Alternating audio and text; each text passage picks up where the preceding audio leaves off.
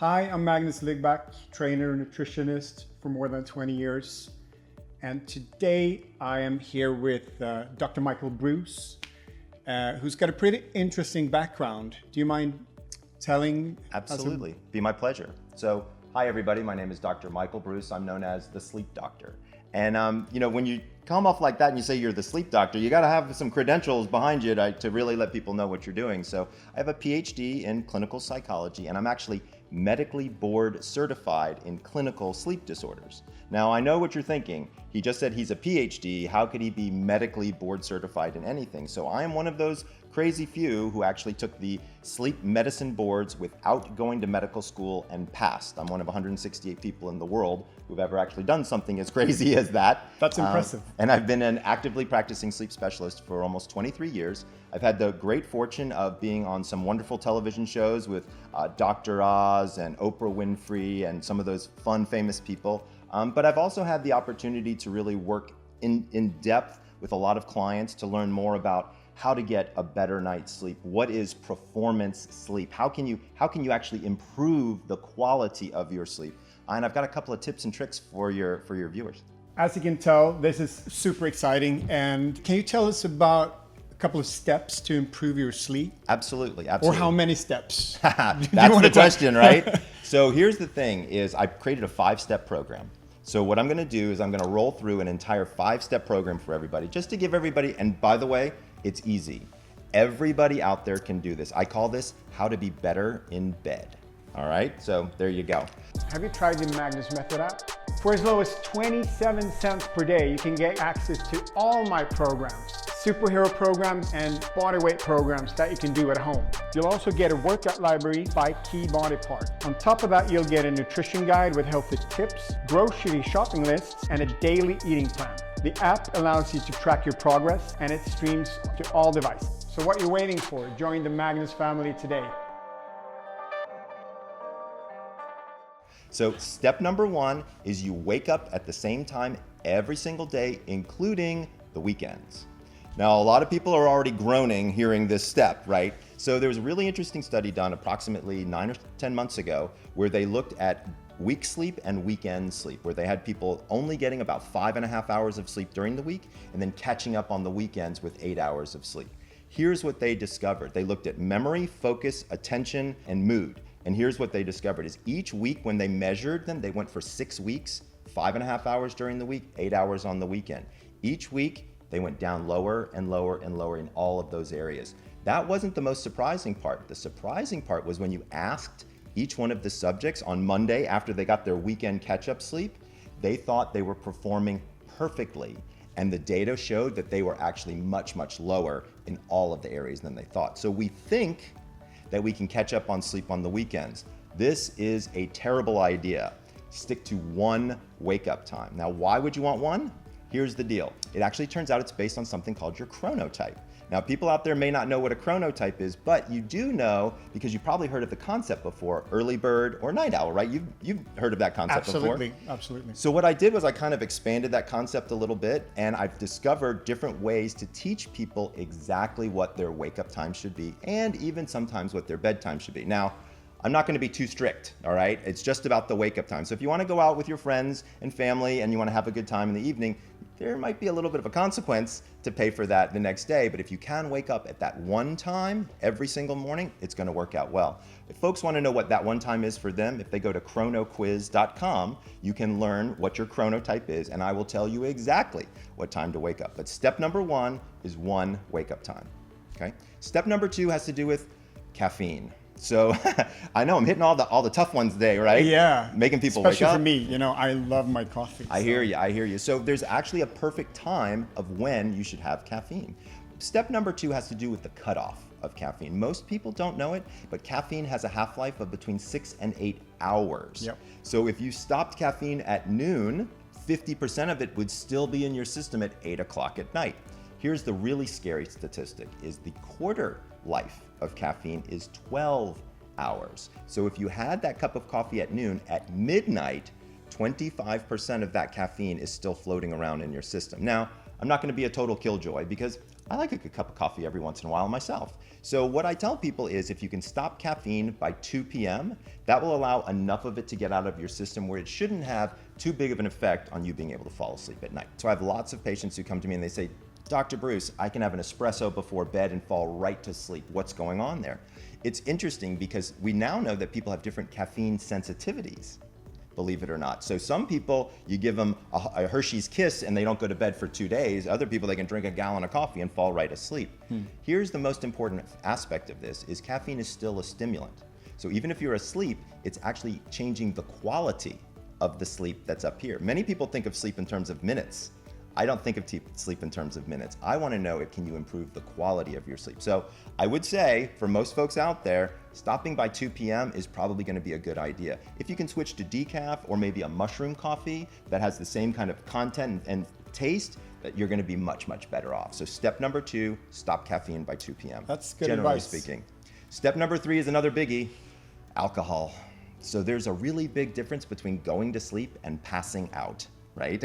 Yes. We don't like the passing out side of things. We like the going to sleep side of things. But you know what? I like wine and I like beer and an occasional scotch. So how can we still enjoy an adult beverage without having a dramatic effect on our sleep? So turns out that the average human, it takes them approximately 1 hour to digest 1 alcoholic beverage. So here's the rule. If you have 1 glass of wine, have 1 glass of water, wait 1 hour before bed. 2 glasses of wine, 2 glasses of water, wait 2 hours before bed. Now I've added the water in there because alcohol is a diuretic. It makes you have to go to the bathroom.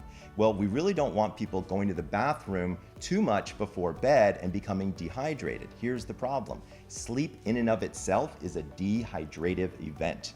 We lose almost a full liter of water from the humidity in our breath and sweat and oil and things like that. So generally speaking, I'd much rather you drinking water before bed than alcohol. But let's say you're out for a nice meal and you want to have a big red wine and enjoy. Again, I have no problems with that. But once you hit past the 2 glass mark, that's when we have a problem. When you have more than 2 alcoholic beverages in your brain starts to think it's getting toxic. That's that buzz feeling that you're feeling. Yeah. So it actually elevates something called cortisol. Now you've got elevated energy and a drunk brain. This is not good for sleep, generally speaking. So if you can keep it to 2 alcoholic beverages, and as a general rule, stop drinking roughly 3 hours before bed, you're going to be in much better shape. We know that, alcohol messes with the quality of your sleep and your ability to recover. And Absolutely. Because that's pretty common that people pass out and they get 8 hours and they think that they should wake up. Right. And so here's what happens when people drink too much in the middle of the night is they wake up in the middle of the night, number 1, to go to the bathroom. Number 2, they've actually anesthetized themselves. So if you went for surgery and somebody stuck a needle in your arm and then you came out of surgery 4 hours later, you wouldn't think that you had slept. You'd think that you'd been in surgery. Same thing happens with alcohol, is once the alcohol goes in, our circadian rhythm begins to slow down dramatically. And in some cases, people are waking up in the middle of the night, having to go to the restroom, and then they're wide awake. And it's 3 o'clock in the morning. And what am I supposed to do? If you'd followed my three-step rule, I think you'd probably be in better shape. My next step, though, is perfect for you because it has to do with exercise. So I'm a huge fan of exercise for sleep. In fact, if you are looking for a great way to improve your overall quality of sleep, you cannot beat good cardio exercise, daily cardio exercise. Now, to be fair, you don't have to run a marathon to get those effects for sleep. About 20 to 25 minutes of some good cardio each day is going to be helpful. But here's the hint, is you want to stop exercise 4 hours before bed. So what happens is when we're going to sleep, our core body temperature rises. It hits a peak and then it begins to drop right around 10:30 at night. That peak, that drop in core body temperature is a signal to our brain to release melatonin. Remember, melatonin is that key that starts the engine for sleep. So without it, we have a hard time. If we exercise too close to bed, our core body temperature is too high to have that drop. So I'm a big fan of exercise, and I know that you are too, but we really want to make sure that people are not exercising too close to bedtime. Now, 4 hours is a long stretch, so some people might be able to do a little bit closer, some people might need actually a little bit further away, but as a general rule, 4 hours is probably where you want to be. 4 hours before going. That's great advice. So here's my 5th and final step, and it has to do with your wake up. I call it the rule of 3 15s. So I like people to wake up and feel energized from their sleep. I don't want people dragging it, slinging their butt out of bed, hoping to make the day start. So there's 3 different things I want you to do. Step number 1 is when you wake up, pull your feet over to the side of the bed and take 15 deep breaths. This just wakes up the respiratory system. It also kind of centers you for the day. Kind of know where you are and what's going on. Next, you should have a bottle of water sitting right next to your bedside, maybe a glass, and it should have at least 15 ounces of water in it. Remember, sleep is that dehydrative event. I want you down in the water long before you're down in the coffee. The third thing I want you to do is while you're drinking that water, walk over to the window or walk outside and get some sunlight. Fresh air and sunlight, believe it or not, help turn off that melatonin faucet in your brain. Do me a favor, if you're hopping right out of bed, put on a robe. You never know, your neighbors might not want to see you in your pajamas in the middle of the day. That's right. The other big thing I always tell people is if you are going to go outside, if you can, take off your shoes and put your feet on the earth. While I don't have a lot of data about grounding and sleep, I will tell you, I do this every morning almost myself, and it just feels great. And what's good about it is that it allows for you to have a different perspective on your day. You're outside of your house, you're breathing some fresh air, and you're getting some good sunlight. So in summary, step number 1 is remember, wake up at the same time every day, hopefully based on your chronotype. Step number 2, stop caffeine by 2 p.m. if you can, right? Step number 3, right? Stop alcohol 3 hours before bed, if at all possible. Step number 4, exercise daily, but do yourself a favor if you can, stop exercise around 4 hours before bed. And step number 5 is the 3 15s, which is 15 deep breaths, 15 ounces of water, and 15 minutes in the sun. I can guarantee you, if you follow these 5 steps, you will get a great night's sleep.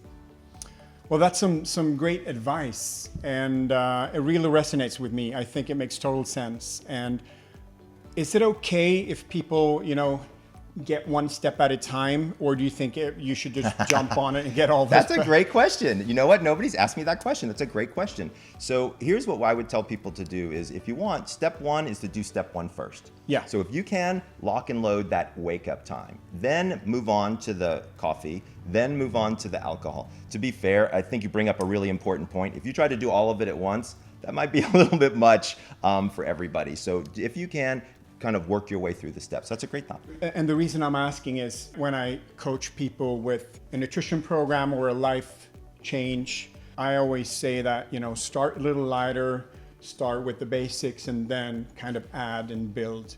When you're training, you start 3 times a week and a little bit lighter, and then ramp it up to maybe 5 days a week, which is the sweet spot, if you ask me.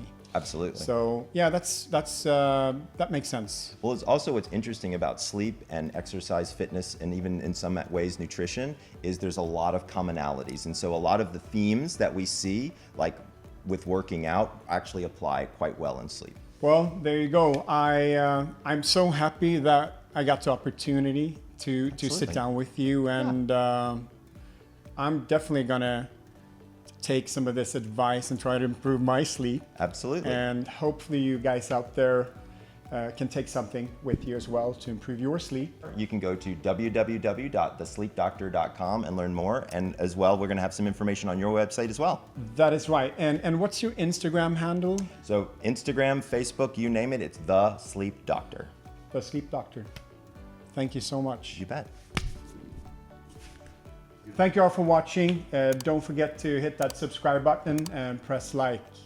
See you next week.